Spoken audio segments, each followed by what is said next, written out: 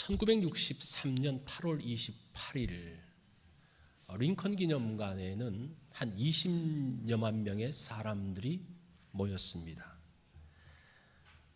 이때는 링컨 대통령이 노예 해방을 선포한 지 100주년이 되는 그러한 해였습니다. 그때 그 링컨 기념관에 한 사람이 올라와서 이제 연설을 하기 시작했습니다. 그가 마틴 루터 킹 목사님입니다. 그의 연설의 제목이 유명하죠. 나에게 꿈이 있습니다 라는 제목입니다. 그 내용을 잠깐만 발췌하면, 나에게는 꿈이 있습니다. 언젠가 이 나라가 모든 인간은 평등하게 태어났다는 것을 자명한 진실로 받아들이고 그 진정한 의미를 신조로 살아가게 되는 날이 오리라는 꿈입니다. 언젠가는 조지아의 붉은 언덕 위에 예전에 노예였던 부모의 자식과 그 노예의 주인이었던 부모의 자식들이 형제애의 식탁에 함께 둘러 앉는 날이 오리라는 꿈입니다. 나의 내 자녀들이 피부색이 아니라 인격에 따라 평가받는 그런 나라에 살게 되는 날이 오리라는 꿈입니다. 오늘 나에게는 꿈이 있습니다. 어느 날 모든 계곡이 높이 솟아오르고 모든 언덕과 산은 낮아지고 거친 곳은 평평해지고 굽은 곳은 곧게 펴지고 하나님의 영광이 나타나 모든 사람이 함께 그 광경을 지켜보는 꿈입니다. 자, 링컨 대통령이 노예 해방을 선언하고 100년이 지났지만 법적으로는 노예 제도가 없고 인종차별이 없지만 그 100년이 지난 1963년도에 여전히 인종차별이 있었던 것을 보게 되죠. 그러면서 이 마틴 루터 킹 목사님이 많은 일들을 하면서 이제 뭐 여러 가지 업적이 있지만 그 중에 1965년에 인종차별 없이 투표권을 보장하는 법이 통과가 됩니다. 그러니까 1965년부터 이제 투표권이 모든 사람들에게 생겼다라는 거예요. 자, 그로부터 지금 또 50년의 시간이 흘렀습니다. 그런데 여전히 미국은 인종차별로 인해서 진통을 겪고 있습니다. 자, 참 평화가 뭔가, 참 자유가 무엇인가, 그것은 어떤 제도나 법을 바꾸어서 만들어지는 것이 아니라는 거예요. 물론 이 법을 제정하고 제도를 바꾸는 것은 중요해요. 그렇지만 이것이 평화를 가져오는 것이 아니라는 거예요. 진정한 평화는 무엇이 변해야 되어집니까? 우리의 마음이 변해야 된다는 겁니다. 오늘 본문이 그 내용이에요. 그것이 이사야 11장 1절부터 9절까지의 내용입니다. 12월은 주님이 오심을 기다리는 대강절. 대강절이 대충 있는 절이 아니라 대강림절이에요. 예수님이 오시는 것을 기다리는, 그러면서 준비하는 절기입니다.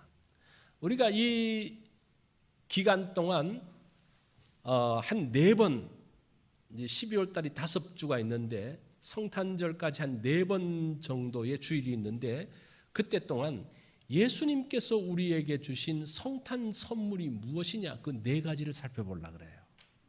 그래서 그 첫 번째 시간 오늘은 예수 그리스도로 오신 선물 평화, 그것이 첫 번째 주제입니다. 자, 그런데 이사야 11장은 평화가 없음으로 시작되어집니다. 11장 1절이 어떻게 나옵니까? 이새의 줄기에서 한 싹이 나며, 여기서 줄기라는 말은 무슨 뜻인 거 아니? 나무 밑둥, 그루터기라는 그런 말이에요.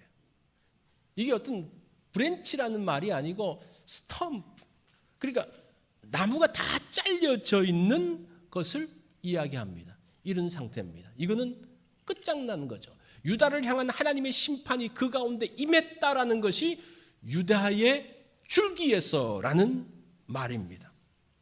이사야 7장부터 11장은 아하스 시대의 배경을 이야기합니다. 제가 지난번에 이사야서에 대한 설교를 하면서 그것들은 여러분들이 익히 알고 있을 겁니다. 아하스 시대가 어떤 시대입니까? 하나님을 신뢰하지 않은 그런 시대였죠. 그 시대에 지금 북이스라엘은 아람과 연합을 해서 신흥 강대국 아수르를 견제하기 위해서 반아수르 동맹을 만듭니다. 그러면서 이 두 나라뿐만 아니라 유다에게도 이야기합니다.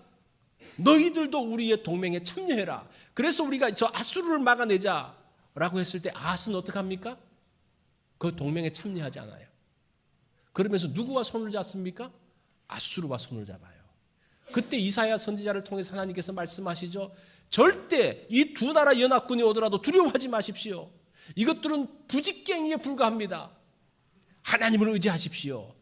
그러면서 징조를 주는데 어떤 징조입니까? 임마누엘의 징조를 줍니다. 처녀가 잉태하여 아들을 낳을 것임에 대한 임마누엘의 징조를 줍니다. 하나님께서 함께 하시겠다는 그 징조를 주는데 이 아하스는 그것을 거부하죠. 그러면서 누구의 손을 잡았다고 그랬어요? 아수르의 손을 잡았습니다. 이 임마누엘의 징조는 아하스에게 있어서는 하나님께서 함께 하시지 않는다는 징조로 바뀌어져 버립니다. 그 시대의 배경 가운데서 오늘 이 말씀이 나왔다는 사실들을 여러분들이 일단은 기억을 하셔야 됩니다. 유다를 향한 하나님의 심판의 모습이 이새의 줄기인데 그 이새의 줄기가 잘라져 버렸어요. 지금 저 나무는 소망이 있습니까? 없습니까? 소망이 없어요. 끝났습니다. 그런데 여기서 한 가지 질문이 무엇인가 하니 메시아는 다윗의 줄기가 아닌 왜 이새의 줄기에서 나온다 그랬을까? 우리 이 암송 많이 하잖아요. 이새의 줄기에서. 왜 이새의 줄기입니까? 다윗의 잘려진 왕조가 이새예요. 사실은 다윗은 이새의 아들로서 이 이새는 누굽니까? 그 아버지는 베들레헴에 있는 보잘것없는 그냥 평범한 목동이었습니다. 양치는 사람이었습니다. 그 사람을 하나님께서 세워서 왕으로 만들었는데 그들이 하나님을 배반하고 하나님의 말씀을 듣지 않음으로 인해서 그들이 어디 쪽으로 다시 전락하게 되어지는 겁니까? 이새로 전락하게 되어지는 것을 지금 보여주고 있는 내용입니다. 자, 그러면서 이 11장 직전에 아수르에 대한 심판을 이야기합니다. 이사야 10장 33절로 34절에 보면 보라 주 만군의 여호와께서 혁혁한 위력으로 그 가지를 꺾으시리니 그 장대한 자가 찍힐 것이요 그 높은 자가 낮아질 것이며 쇠로 그 빽빽한 숲을 베시리니 레바논이 권능 있는 자에게 배임을 당하리라. 지금 아수르를 무엇에 비유하는가 하니 백향목에 비유하고 있어요. 백향목이 뭡니까? 나무 중에 최고가 백향목입니다. 그 백향목은 마디가 없기 때문에 귀중한 자료로 사용되어집니다. 고급 배, 우리가 이제 그 예언서들을 보면 그 두로와 그 시돈의 그 배들을 보면 돛이 백향목으로 만들어졌다 그래요. 그 고급 배를 이야기하는 겁니다. 또 이 백향목을 통해서 뭐를 만드는 겁니까? 성전을 만들 때 이 백향목을 사용하고 있습니다. 그런데 이 백향목의 치명적인 약점이 무엇인가 하니 둥지가 잘려지고 나면 재생하지 못한다는 거예요. 지금 이 이사야 10장 33절로 34절은 아수르가 백향목인데 그 백향목이 잘라지는데 아수르는 다시 일어날 수 있습니까? 없습니까? 일어날 수 없다는 것을 지금 보여주고 있습니다. 그런데 유다는 참나무로 비유하고 있습니다. 유다의 줄기에서 유다도 역시 그 둥치가 잘라져 버렸습니다. 그루터기만 남았습니다. 그런데 이 참나무의 특징은 무엇인가 하니 재생력이 있다는 거예요. 지금 이것이 11장 1절을 통해서 우리에게 보여주고 있는 내용입니다. 잘라졌지만 다시 생명력을 가질 수 있는 나무가 유다라는 것을 이야기하고 있습니다. 그러면서 이 생명력은 여호와의 영이 임하면서 시작되어지는데 2절에 보니까 그 위에 여호와의 영 곧 지혜와 총명의 영이요 모략과 재능의 영이요 지식과 여호와를 경외하는 영이 강림하시리니. 자, 메시아로 오시는 왕은 이제 그 땅이 모든 것이 끝난 것처럼 보여지지만 여호와의 영이 그 그루터기에 임함으로 인해서 새로운 생명력을 갖고 나오는 것을 이야기하고 있습니다. 이것이 지금 1절과 2절의 내용입니다. 그러면서 메시아로 오는 분은 어떤 분인지를 설명하는데 우리 3절을 다 같이 한번 읽어볼까요? 시작. 그의 눈에 보이는 대로 심판하지 아니하며 그의 귀에 들리는 대로 판단하지 아니하며, 이렇게 이야기해요. 지금 메시아로 오시는 그분은 눈에 보이는 대로 귀에 들리는 대로 심판하지 않고 판단하지 않는 분이다. 이 말은 누구를 빗대서 하는 말인 거 아니? 아하스를 빗대서 이야기해요. 아하스는 무엇을 따라갑니까? 눈에 보는 대로 들리는 대로 아수르가 그 큰 힘을 가진 것을 보고 아수르의 소문을 듣고 아수르와 함께 하기로 판단했던 그 사람과는 다르다라는 것을 이야기해요. 우리가 들리는 것 때문에 망한 사람이 또 한 사람이 있어요. 이게 이사야 37장 9절에 보면 아수르 왕 사네립이 이제 히스기야를 치기 위해서 왔다가 어떤 소문이 들립니까? 그때 이 아수르 왕이 구스 왕 디르하가의 일에 대하여 들은즉 그 소문을 듣고 군대를 빼요. 구스 왕이 쳐들어왔다는 것을 소문을 듣고 빼서 가다가 이 사람은 나중에 자기 나라에서 망하는. 우리가 눈으로 보고 귀로 듣는 것만큼 분명하기 없다고 말하는데 사실은 그것처럼 불확실한 것도 없어요. 그것이 하나의 심판의 모습으로, 심판의 원인인 것을 보게 됩니다. 메시아이신 예수 그리스도는 보고 듣는 대로가 아니라 공의와 정직으로 판단하시는 분입니다. 이것이 평화의 시작인 것을 보게 됩니다.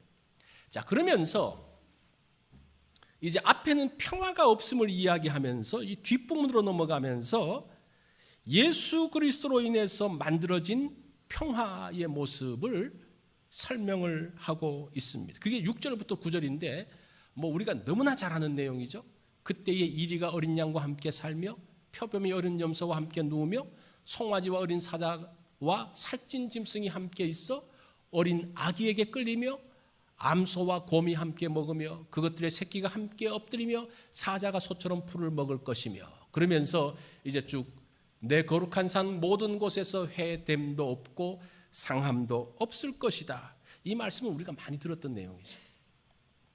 이것을 듣는 것만으로도 평화를 느끼죠. 그런데 이것의 의미에 대해서는 잘 우리가 생각하지 않았던 것 같아요. 오늘은 이 말씀이 어떤 평화의 성격을 담고 있는지를 설명하려고 합니다. 예수 그리스도를 통해서 우리에게 온 그 평화의 모습이 무엇인지를 4가지로 오늘 본문이 소개하고 있어요. 첫 번째는 평화는 무엇인가 하니 화해라는 겁니다. 대결 구도가 사라진 겁니다. 6절 상반절에 보면 그때에 이리가 어린 양과 함께 살며 표범이 어린 염소와 함께 누울 것이며, 자, 이리와 양, 표범과 어린 염소를 비교하고 있습니다. 이거는 강자와 약자 정도가 아니라 잡아먹는 존재와 잡아먹히는 존재를 이야기하고 있습니다. 그런데 이 둘 관계에서 어떤 일이 벌어집니까?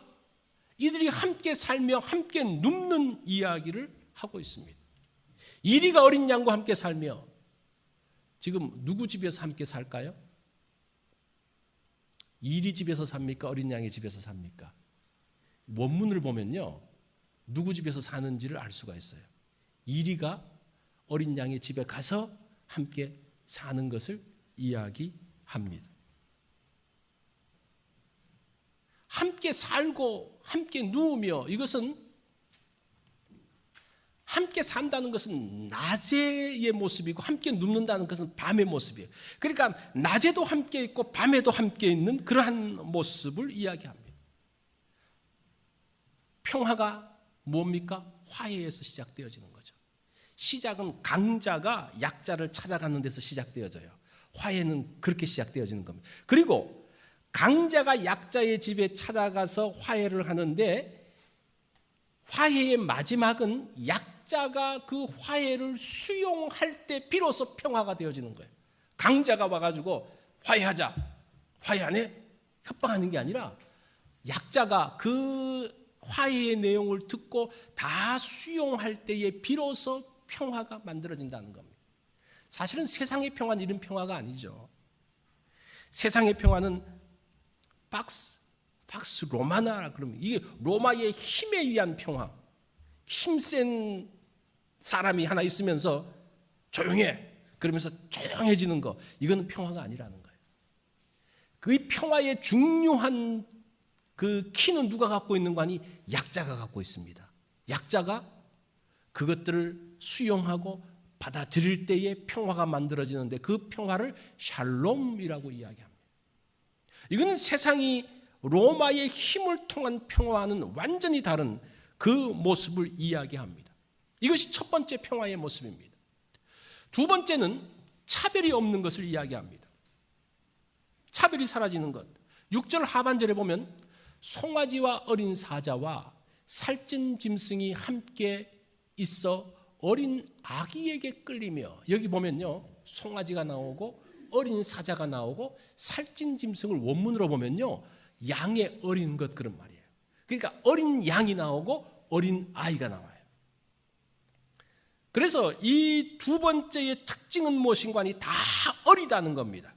어리면 선입관이 없습니다. 이 아이들이 어릴 적에는 인종이나 가진 것과 차별 없이 그냥 친하게 지내요. 그냥 같이 노는 것을 좋아해요. 제 아이를 보니까 어릴 적에는 그 학교에서 뭐 미국 백인이든지 흑인이든지 다 친하게 지냈는데 5학년 방학을 마치고 5학년 때쯤인 것 같아요. 방학을 마치고 학교를 딱 가니까 그렇게 친하게 지냈던 친구들이 슬슬 멀어지기 시작. 어느 날 갑자기 얼굴을 마주치지 않는 거예요. 그래서 이 아이가 와가지고 충격을 받았어요. 그게 뭐를 느끼기 시작하는 겁니까? 선입관을 가지고 사람들을 차별하기 시작한다는 겁니다. 그러면 평화가 깨지는 거죠. 지금 송아지, 어린 사자, 어린 양, 어린 아이가 함께 있는데 뭐 사자 집안이나 송아지 집안이나 인간 집안이나 모든 것이 없이 선입관으로 인한 차별이 사라지는 그때에 비로소 뭐가 만들어진다는 겁니까? 평화가 만들어진다는 겁니다. 우리가 차별하면요, 또 차별당하면요, 그 가운데 평화가 있을 수가 없죠. 자, 세 번째 평화의 모습은 무엇인가 하니 공감하는 겁니다. 이제 식성이 같은 것으로 여기는 표현되어지는데 7절에 보면 암소와 곰이 함께 먹으며 그것들의 새끼가 함께 엎드리며 사자가 소처럼 풀을 먹을 것이며. 암소의 먹이와 곰의 먹이가 어떻습니까? 다르죠. 소는 그냥 풀을 먹지만 이 곰은 뭐 열매도 먹고 생선, 이제 물고기도 먹고 그러죠. 그런데 여기서 보면요, 암소와 곰이 함께 먹는데 뭘 먹는다는 걸까요? 이걸 보면 먹는다라는 단어가 풀을 먹는다는 거예요. 풀을 먹으며. 지금 암소와 곰이 뭘 먹습니까? 풀을 먹어요. 그 다음에 사자도 소처럼 풀을 먹는데 여기서 먹는다는 이 풀은 무엇인가 하니 짝두로 썬 풀을 이야기하는 겁니다. 지금 이게 이 사자가 사람의 집에 와서 거기서 짝두로 썬 그 여물의 풀을 먹는, 지금 이렇게 사육되어지고 있는 것 같은 모습들이 이 가운데 나오고 있습니다. 지금 모든 다른 짐승들이 같은 음식을 먹고 있어요. 이 같은 음식을 먹는다는 것은 굉장히 중요합니다. 이것은 같은 음식을 먹어보지 않으면요 공감할 수가 없어요. 어른들이 그런 말씀하죠. 일사후퇴 때 힘들었고 6.25 사변 때 밥도 못 먹었다 그러면 그 애들이 뭐라 그럽니까? 손주들이 할아버지 라면 먹지 왜 라면 먹으면 되지 왜 그래요? 그거는 이미 공감이 안 된다는 거예요. 그죠? 그 시절의 음식을 먹어보지 않으면, 그 시절의 상황들을 알지 못하면요 공감할 수가 없다는 겁니다. 공감되지 않으면요 그 가운데 평화가 만들어지지 않아요. 마음이 하나가 될 수가 없다는 겁니다. 평화는 공감하는 데서 나오는 겁니다. 상대가 느끼는 것을 함께 느낄 때에 공감이 만들어지고 평화가 만들어집니다. 오헬리의 단편 소설 보면 강도와 신경통이라는 그런 제목의 단편 소설이 있습니다. 어느 집에 강도가 들어왔습니다. 권총을 들고 와서 주인에게 소리칩니다. 손들어. 그러니까 주인이 손을 드는데 왼쪽 손만 들어요. 그러니까 이 강도가 뭐는 거야. 오른쪽 손도 들어. 그러니까 제가 지금 신경통이 있어서 오른손은 들 수가 없습니다. 이렇게 주인이 이야기해요. 그러니까 이 강도가 퉁명스럽게 이야기합니다. 나도 손에 신경통이 있는데 당신 몇 년 됐어? 한 10년 정도 되었습니다. 그러니까 이 강도가 하는 말이 아주 고생했겠네. 나도 한 10년 정도 신경통이 있는데 사실 강도짓 하는 것도 이 신경통 때문에 일을 못해서 강도짓을 시작했지. 뭐 그러면서 이제 이야기가 시작되어지는 거예요. 그런데 신경통에 좋은 약이 있나요? 주인이 묻습니다. 이 강도가 말하기를 신경통에는 좋은 약이 없어요. 그렇게 이야기하면서 마음이 풀어지기 시작합니다. 그러자 그 부인이 와가지고 차를 가져와서 같이 차를 마시면서 이 강도와 주인이 대화를 하기 시작합니다. 갑자기 그 장소는 작은 파티장이 되었습니다. 그렇게 서로 이야기하다가 강도는 강도짓을 그만두고 돌아갔다는 이야기가 오헬리의 강도와 신경통이라는 내용입니다. 공감이 되면요, 이해가 됩니다. 그러면 마음과 마음이 통하고 그 가운데 평화가 오게 되어지는 겁니다. 암소와 곰이 함께 먹는다는 것은 또 사자가 풀을 먹는다는 것은 그들이 함께 먹으면서 함께 공감하고 있는 그러한 모습들을 말하고 있습니다. 예수 그리스도로 인한 그 평화는 지금 무엇을 이야기하는 겁니까? 사람들을 공감하고 서로 느끼고 마음과 마음이 통하는 것을 이야기하고 있습니다. 네 번째는 두려움이 없음입니다. 8절에 보니까 젖 먹는 아기가 독사의 구멍에서 장난하며 젖된 어린아이가 독사의 굴에 손을 넣을 것이라. 자, 지금 이게 무슨 모습입니까? 아이는 가장 약한 존재죠. 독사는 정말 무서운 존재입니다. 그런데 아기가 왜 독사의 굴에서 놀고 있을까요? 엄마는 지금 어디 갔어요? 엄마가 지금 이렇게 놔두면 됩니까? 이 말은 무슨 말인 거 아니? 더 이상 위험한 곳이 없다는 것을 이야기하고 있는 거예요. 이게 지금 독사 물어봐 괜찮아요 그 말이 아니고 가장 나약한 존재가 가장 위험한 곳에 가는데도 경계를 갖잖아요. 왜 그래요? 안전하기 때문에 그렇다는 거예요. 더 이상 세상은 안전한 세상이 되었다는 것을 이야기하는 거예요. 불안하지 않고 두려워하지 않는 그 세상으로 바뀌어진 것을 이야기하고 있습니다. 약자가 어느 곳에 있어도 안전해요. 평화라는 것이 뭡니까? 안전을 보장하는 거죠. 그죠? 안전이 보장되어지지 않으면 평화가 없는 겁니다. 두려움이 사라집니다. 그러면서 두려움이 사라지고 더 이상 불안해하지 않는 엄마가 아이들을 아무 데나 놔둬도 아무 문제 없는 세상. 그게 평화로운 세상이죠. 자, 지금 이 네 가지가 오늘 6절부터 8절까지 나오는 예수 그리스도로 인한 그러한 세상을 이야기하고 있습니다. 이런 시대가 예수 그리스도를 통해서 만들어진다고 이야기합니다. 9절에 보니까요. 다 같이 한번 읽어볼까요? 내 거룩한 산 모든 곳에서 해됨도 없고 상함도 없을 것이니. 해됨이라는 단어를 보니까요. 상하게 만드는 거예요. 다치게 만드는 거예요. 상함이라는 말은 더럽다, 부패하다 그런 뜻이에요. 그러니까 사람을 상하게 하지도 않고 부패하지도 않는 내면이나 외적인 면이나 내적인 면에서 다 깨끗하고 정결하고 안전한 그것이 거룩한 산에서 이어짐을 이야기하고 있습니다. 이때가 언제일까요? 이때가 언제입니까? 예수님의 오심으로 시작되었어요. 예수님의 초림으로 사신 이 평화가 시작되어집니다. 그러나 아직은 완성은 안 됐어요. 아직은 완성되지 않은 예수님의 재림으로 완성되어지는 거예요. 그런데 완성되진 않았지만 이 시대가 시작되었어요. 이게 굉장히 중요합니다. 완성되지 않은 거 이게 뭐야? 뭐 평화가 없어. 그게 아니야. 이미 평화가 시작되어졌어요. 그것을 누릴 수가 있어요. 그 가운데 그 평화의 풍성함을 이제 누리면서 사는 것이 우리가 해야 될 일이라는 겁니다. 이런 세상이 어떻게 만들어집니까? 다시 한번 보면요. 9절에 보면 내 거룩한 산 모든 곳에서 회됨도 없고 상함도 없을 것이니 이는 물이 바다를 덮음같이 여호와를 아는 지식이 세상에 충만할 것임이라고 이야기합니다. 여호와를 아는 지식이 도대체 뭘까? 배우는 지식이 아니라 공감하는 지식이에요. 하나님의 말씀을 들으면서 이거 외워야지, 이것대로 해야지, 그게 아니라 그 말씀을 들으면서 그렇지, 맞아, 이게 여호와를 아는 지식이에요. 이해가 되십니까? 우리가 어떤 이야기를 들으면 어떤 거는 억지로 외우려고 해도 외워지지 않지만 어떤 거는 자동적으로 고개가 끄덕여지는 게 있어요. 그때에 비로소 그런 일들이 만들어진다는 겁니다.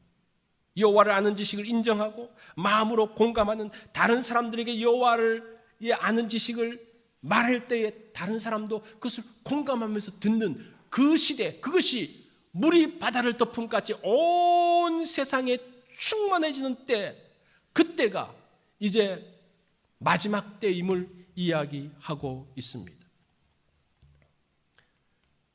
정현종 시인의 파랗게 땅 전체를 이라는 시가 있는데, 그 이제 1년만 이제 읽어보면 파랗게 땅 전체를 들어올리는 봄 풀잎, 하늘 무너지지 않게 떠받치고 있는 기둥, 봄 풀잎, 요거를 조금 더 잘 볼 수 있도록, 이 겨우내 죽어 있던 봄 풀잎 하나가 싹 올라옵니다.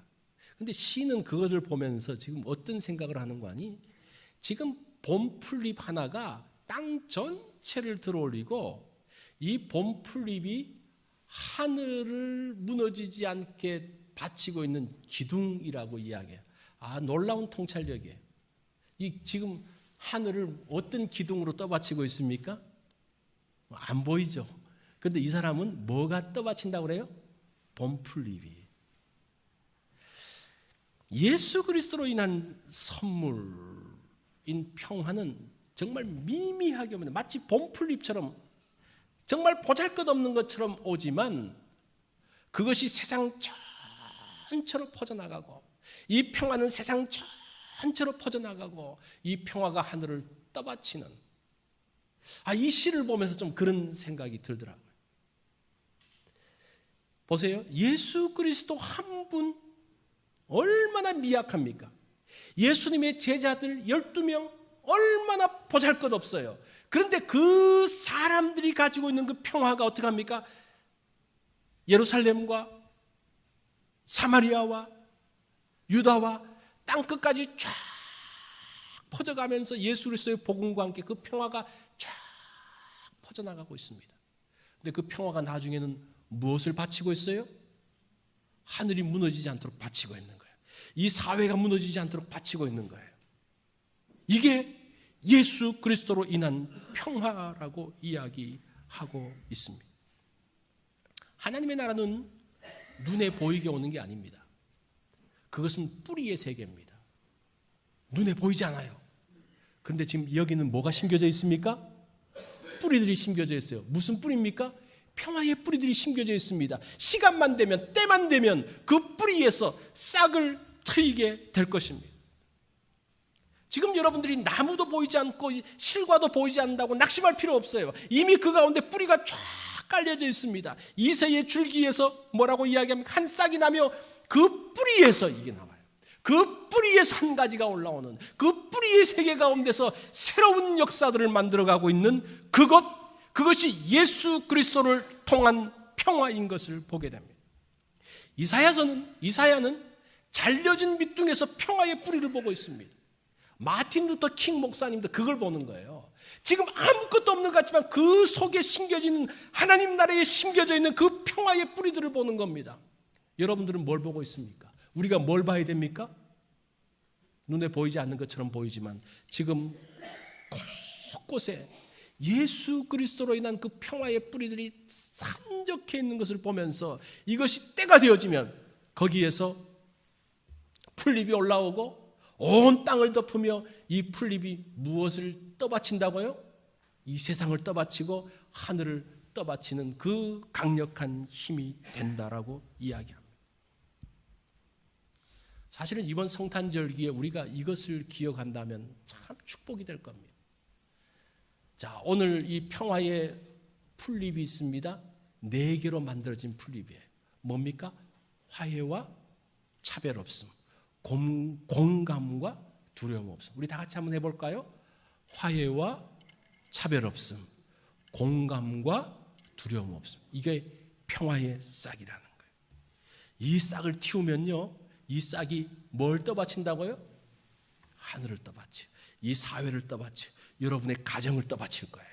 그리고 우리의 교회와 우리가 사는 그곳이 이 평화의 열매로 인해서, 이 평화의 싹으로 인해서 축복을 만들어 갈 것입니다.